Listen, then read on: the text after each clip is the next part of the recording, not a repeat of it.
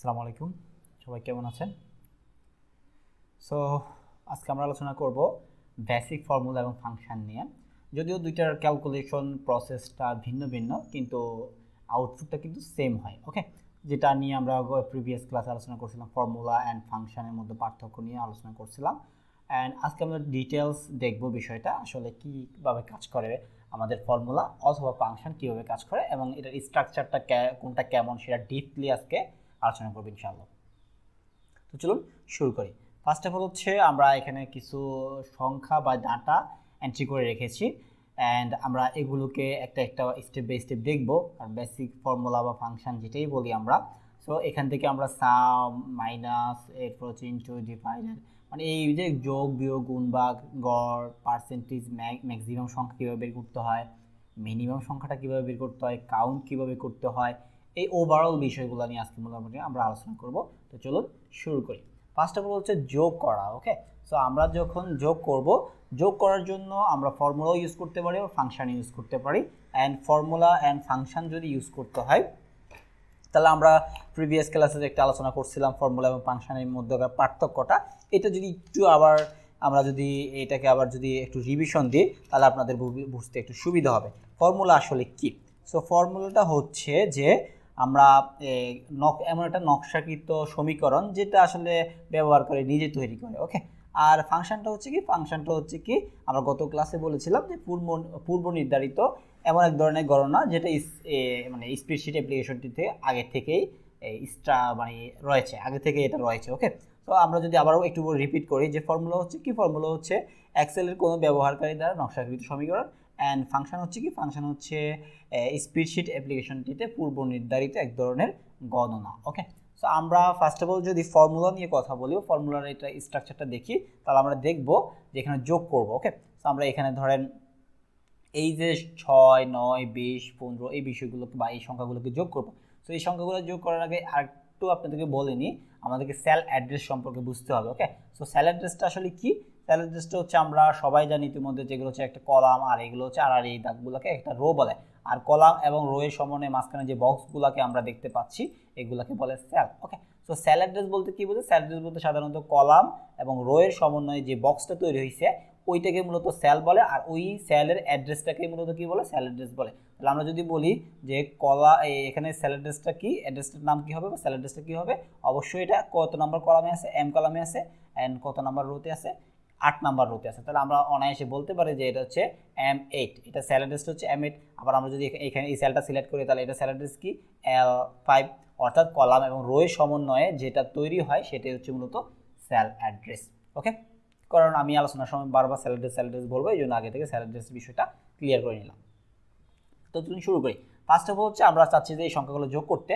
তো সংখ্যাগুলো যোগ করার জন্য ফার্স্ট অফ অল ইকুয়াল, অবশ্যই আমরা যখন ফর্মুলা অথবা ফাংশন যেটা নিয়ে কাজ করি না কেন, ইকুয়াল সাইনকে কল করতে হবে। যেহেতু এটা গুগলের একটা প্রোডাক্ট, তো আমরা যখন কোনো একটা কাজ করব তখন সে অটোমেটিকলি এটা কিন্তু ডিফাইন করে দিচ্ছে। আপনি দেখতে পাচ্ছেন অটোমেটিকলি এটা রেঞ্জ ডিফাইন করে ফেলছে। আমরা এভাবে করব না, আমরা আগে স্টেপ বাই স্টেপ করবো, যেহেতু আপনাদেরকে বোঝাতে হবে সেই তো আমরা করবো। যখন আমরা এইভাবে একদম অনায়াসে পারবো, বিষয়টাকে ভালোভাবে বুঝবো, তখন কোনো প্রবলেম, আমরা এটা অনুযায়ী জাস্ট এখানে ক্লিক করে দিলে এটা অ্যাড হয়ে যাবে অ্যান্ড এটা যোগটা করে দিবে। ওকে, এটা নিয়েও একটু পর আলোচনা করতেছি। আমরা প্রথমে ইকুয়াল সাইনটা কল করবো। ওকে, অবশ্যই আপনাকে ইকুয়াল অথবা প্লাস সাইন কল করতে হবে, কল করে দেন আপনাকে মানে ফর্মুলা অথবা ফাংশনটা লেখা স্টার্ট করতে হবে। ওকে, সো আমরা এখানে যোগ করবো। ওকে, আমরা চাচ্ছি এই সেল অ্যাড্রেস, অর্থাৎ এই সেলগুলোতে যে ভ্যালুগুলো আছে এগুলোকে যোগ করতে। আমরা কি করতে পারি? প্রথমে এই সেলটা সিলেক্ট করলাম, দেন প্লাস দিলাম, এরপরে এই সেলটা সিলেক্ট করলাম, দেন আবার প্লাস দিলাম, দেন এই সেলটা সিলেক্ট করলাম, দেন আবার প্লাস দিলাম, দেন এই সেলটা সিলেক্ট করলাম। তাহলে আমাদের সবগুলো মোটামুটি F8 থেকে I8 পর্যন্ত যে সেলগুলো ছিল প্রত্যেকটা সেল অবশ্যই আমরা সিলেক্ট করে দিছি। অবশ্যই সেলগুলো সিলেক্ট করে দেওয়ার পরে আমাদের সেলের ভ্যালুগুলার যে একটা রেজাল্ট বা আউটপুট যোগ করার বিষয়টা এটা কিন্তু সে দেখাবে। ওকে, দেন আমি এন্টার দিলাম। সো আমাকে কিন্তু যোগ করে অটোমেটিকলি দেখাচ্ছে যে এখানে কি, যে এখানে কিন্তু আমাদেরকে যোগ করে দেখাচ্ছে যে কি 50, অর্থাৎ 50। যোগফল কত? 50। আর এই যে একটা স্ট্রাকচার, এই যে এখানে এটাকে বলে ফর্মুলা বার, এই ফর্মুলা বারে কিন্তু আমি দেখতে পাচ্ছি কোন কোন ভ্যালুগুলো আমরা যোগ করছি, অ্যান্ড যোগফলটা কিন্তু আমরা অটোমেটিকলি এখানে দেখতে পাচ্ছি। ওকে, সো এইটাই হচ্ছে মূলত এই স্ট্রাকচারটাকে বলে, এই স্ট্রাকচারটা এটাই হচ্ছে গিয়া ফর্মুলা। ওকে, আর এবার আমরা ফাংশন ইউজ করে যোগ করব, সেটা একটু দেখে নিই। সেম ইকুয়াল কল করলাম, দেন আমরা ফাংশন দিয়ে করার জন্য এস ইউ এম সাম, দেন ফার্স্ট ব্র্যাকেট অর্থাৎ ব্র্যাকেট দিয়ে ওপেন করলাম। আমরা রেঞ্জগুলো লেখার আগে অবশ্যই আমাদেরকে ব্র্যাকেট দিয়ে ওপেন করতে হবে। ওকে, সো আমরা যখন এটাকে ওপেন করলাম, ওপেন করার পর জাস্ট এই সেল থেকে এই সেল পর্যন্ত যোগ করব, সেই জন্য আমরা এই সেল থেকে এই সেল পর্যন্ত ড্র্যাগ করে দেব। ওকে, অর্থাৎ F8 থেকে I8 পর্যন্ত আমরা যোগ করব, দেন এটাকে ড্র্যাগ করে দিলাম, সেটাকে নিয়ে নিল, দেন আমরা ব্র্যাকেটটা ক্লোজ করলাম, দেন এন্টার দিলাম। আমাদেরকে যোগফল কত দেখাচ্ছে? অবভিয়াসলি 50 দেখাচ্ছে। তার মানে আমাদের রেজাল্টের কোনো পার্থক্য নাই, বাট স্ট্রাকচারে পার্থক্য আছে। যে এখানে দেখেন, এটা যে একটা স্ট্রাকচার ছিল, লেখার যে স্ট্রাকচারটা, এটা হচ্ছে মূলত ফর্মুলা, আর এখানে যে স্ট্রাকচারটা এটা হচ্ছে মূলত কি ফাংশন। সো আশা করি আপনারা ফর্মুলা এবং ফাংশন বুঝতে পারছেন। অবশ্যই আমাদের কাছে ফাংশনটা ইজিয়েস্ট মনে হচ্ছে, অ্যান্ড আমরা ফাংশন ইউজ করে এই ক্যালকুলেশনগুলো করে থাকি। ওকে, সো এরপরে হচ্ছে আমরা এখন মাইনাস করব, মানে বিয়োগ করব। ওকে, আমরা চাচ্ছি যে আমাদের এই সেলে থাকা সংখ্যা থেকে এই সেলে থাকা সংখ্যাটাকে বিয়োগ করব। সো বিয়োগ করার জন্য আমরা আবারও সেমভাবে ইকুয়াল সাইন কল করব, কল করার পর দেন এই সেলটা সিলেক্ট করে দেব, দেন মাইনাস চিহ্নটা দিব, এরপর হচ্ছে এই সেলটা সিলেক্ট করে দেব। ওকে, দেন আমি এন্টার দিলাম। আমার কিন্তু অবশ্যই কি দেখাচ্ছে এখানে? বিয়োগ ফলটা এখানে দেখাচ্ছে, অ্যান্ড আমরা বুঝতে পারতেছি যে 50 থেকে 35 আমি সংখ্যাগুলো সহজ দিয়েছি যেন আপনারা বুঝতে সুবিধা হয়। ওকে, সো এরপর আমরা এই সেল থেকে এই সেলটাকে বিয়োগ করলাম, এই সেলের ভ্যালু থেকে এই সেলের ভ্যালুটাকে বিয়োগ করলাম, দেন আমাদেরকে আউটপুট দেখালো কত? 15 মানে 15। তাহলে আপনারা বুঝতে পারছেন, তাহলে আমরা এই যে মেথডটা বা এই যে স্ট্রাকচারটা, এটা কি আমরা কি বলি? ফর্মুলা বলি। ওকে, সো সেমভাবে আমরা এখানে গুণের ক্ষেত্রে গুণ করতে পারি, গুণের সময় আমরা ফাংশন ইউজ করে করতে পারি, আবার ফর্মুলা ইউজ করে করতে পারি। ফাংশন ইউজ করে করতে গেলে প্রোডাক্ট করতে হবে, যে আমরা তো মানে অ্যাডভান্স লেভেলের কোনো ইয়েতে যেতে চাচ্ছি না। সো আমরা বেসিক নিয়ে আপাতত দেখি বিষয়গুলো কীভাবে আসলে কাজ করে। ওকে, আমরা ফাংশন এখানেও ফর্মুলা ইউজ করি, ইকুয়াল, দেন এই সেলটা, এরপর হচ্ছে স্টার মার্কটা, অর্থাৎ এটা 8-এর উপরে আছে দেখবেন।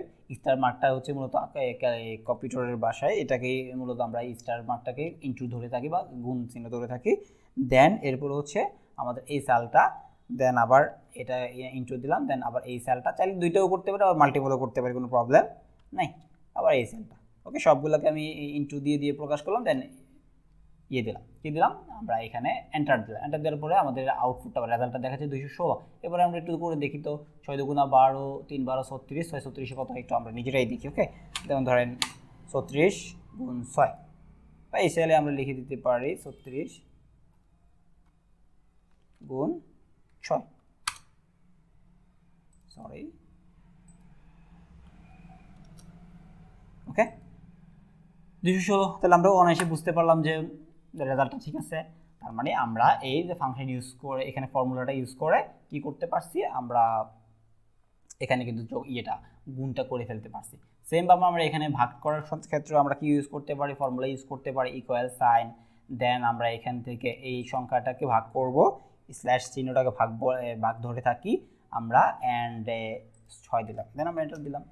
অবশ্যই 660 রেজাল্টটা দেখাচ্ছে কি 7। ওকে, সো আপাতত আপনারা একটু বুঝতে পারছেন আশা করি। এরপর হচ্ছে আমরা যে বিষয়টা বুঝবো সেটা হচ্ছে যে অ্যাভারেজ। সো অ্যাভারেজ বলতে কি বুঝি? আমরা গড় বুঝি। ওকে, সো অ্যাভারেজ বের করতে হলে আমাদেরকে অ্যাভারেজের একটা সূত্র আছে, আমরা জানি, সেটা হচ্ছে কি রাশিগুলো যোগফল বা রাশিগুলো সংখ্যা। সো আমি যেহেতু রাশিগুলোর কি বের করতে চাই? গড় বের করতে চাই, অবশ্যই আমাকে এগুলাকে আগে টোটাল করে নিতে হবে, তাই তো? সো আমি টোটাল করার জন্য সেমভাবে আমরা একটা ফাংশন ইউজ করি, বা চাইলে আপনারা ফর্মুলা ইউজ করতে পারেন, কোনো প্রবলেম নাই। দেন আমি সাম দিলাম।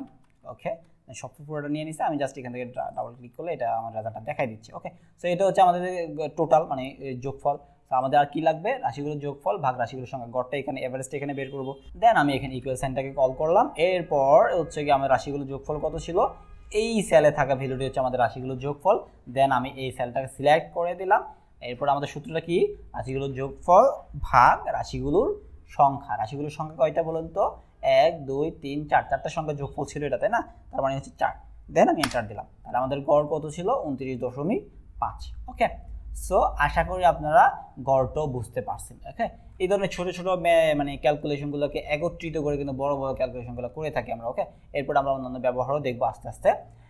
এরপর হচ্ছে পার্সেন্টেজ, ঠিক আছে। পার্সেন্টেজটা বের করার জন্য আমরা সাধারণত পার্সেন্টেজ বের করার সূত্র হচ্ছে যে ইকুয়াল, দেন হচ্ছে অবশ্যই এগুলো আপনারা নোট করে লিখবেন, এরপর এগুলো কয়েকবার প্র্যাকটিস করে দেখবেন যেগুলো আপনাদের কাছে ইজি মনে হবে। ওকে, সো এরপর হচ্ছে আমরা ধরেন যেই সংখ্যার পার্সেন্ট বের করব সেই সংখ্যাটা সিলেক্ট করে দিলাম, এরপর হচ্ছে গুণ, এরপরে গুণ চিহ্ন দেওয়ার পরে যত পার্সেন্ট বের করবো তত পার্সেন্ট। সো অনেক সময় দেখা যাচ্ছে কি পার্সেন্টের জন্য আলাদা সেলে পার্সেন্টটা লেখা থাকে না, বা আপনি চাইলে আলাদা লিখতেও পারেন, আবার অনেক সময় লেখা না থাকলে আপনি সরাসরি এখানে যত পার্সেন্ট বের করতে চান তত পার্সেন্টটা লিখে দেবেন। যেহেতু আমার পার্সেন্টটা লেখা আছে, সো আমি এটা সিলেক্ট করে দিয়ে এন্টার দিচ্ছি, তাহলে কত 750 টাকা। আবার আমি চাইলে কিন্তু ধরেন আমার কাছে এখন 25% ডিসকাউন্ট দিতে পারে জানি, বাট এটার জন্য আলাদা কোনো রেঞ্জ, আলাদা কোনো ডাটা বা ভ্যালু লেখা নেই। তো সেক্ষেত্রে আমি করতে পারি একইভাবে ইকুয়াল যে সেলটা বের করতে চাই বা সংখ্যাটা সরাসরি লিখেও দিতে পারি আমরা 3000, এরপর হচ্ছে ইনশো, এরপর হচ্ছে 25%, ওকে 750। ওকে, এভাবেও করতে পারি, কোনো প্রবলেম নেই। আবার স্যালারি ড্রেসে লেখা থাকলে আমরা স্যালারি ড্রেস সিলেক্ট করে দিলেই হবে। আশা করি আপনারা পার্সেন্টেজের যে বিষয়টা সেটাও বুঝতে পারছেন। এবার হচ্ছে ম্যাক্সিমামের যে বিষয়টা সেটা আমরা দেখব। সো ম্যাক্সিমাম বলতে কি বলতে, ম্যাক্স বলতে ম্যাক্সিমাম বোঝাচ্ছে। সো ম্যাক্সিমাম সংখ্যাটা বের করতে অনেক সময় দেখা যাচ্ছে কি আমাদের অনেকগুলো ভ্যালু আছে ডাটা, এইগুলা থেকে আমরা সর্বোচ্চ সংখ্যাটা বের করতে হয়। সেটা বিভিন্ন আমাদের অনেক ধরনের ডাটা শিট থাকে যেখানে আমাদের সর্বোচ্চ সংখ্যাটা বের করতে হয়, প্রতিনিয়ত এটা বের করতে হয়। ক্লিয়ার? সো এই ম্যাক্সিমাম সংখ্যাটা বের করার জন্য আমরা কি করতে পারি, আবারও ফাংশন ইউজ করতে পারি। এবার আমরা ফাংশন ইউজ করতেছি, দেন আমি লিখতে পারি এম এ এক্স ম্যাক্স। দেখেন এটা কিন্তু স্পিড শিটে পূর্ব নির্ধারিত একটা গণনা। ওকে, এই জন্য এটা আমাদেরকে সে আমাকে দেখাচ্ছে। দেন আমি প্রায় ব্র্যাকেট ওপেন করতে পারি, অথবা ডাবল ক্লিক করলে ব্র্যাকেটটা অটোমেটিক ওপেন করে নিবে। ওকে, সো এখানে যেটা সাজেস্ট করতেছে আমরা এটা চাচ্ছি না, আমরা চাচ্ছি এই দিকে নিতে। সো আমরা এই দিক থেকে এই সংখ্যাগুলো সিলেক্ট করে দিলাম, দেন আমি ব্র্যাকেট ক্লোজ না করে এন্টার দিয়ে দিলে ব্র্যাকেটটা অটোমেটিক ক্লোজ হয়ে যাবে। ওকে, 52। তাহলে সর্বোচ্চ সংখ্যাটা দেখেন তো এখানে 52 না? হ্যাঁ 52। ক্লিয়ার? আশা করি আপনারা বুঝতে পারছেন। সাপোজ ধরেন আমরা এখানে এই সংখ্যাগুলোকে ধরেন এইখানে এই ভ্যালুগুলোকে আমরা লিখতেছি, এগুলোকে কপি করলাম। ওকে, সো কপি করে আমি চাচ্ছি যেগুলোকে এখানে পেস্ট করবো, সো এখানে পেস্ট করলে তো নিচে নিচে পেস্ট হয়ে যাবে, তাই না? আরেকটা ব্যবহার দেখেন, পেস্টের আরেকটা ব্যবহার দেখেন আজকে। সো এই পেস্ট করছে নিচে নিচে, আমি চাচ্ছি যে এগুলোকে, এটা ছিল কি ভার্টিক্যালি, তাই না? আমি চাচ্ছি হরিজন্টালি পেস্ট হোক। তো সেটা করার জন্য আমরা কি করতে পারি, এগুলো কপি করব। ওকে, দেন আমি এইখানে পেস্ট করার আগে আমাকে এখানে যেতে হবে ইনসার্ট,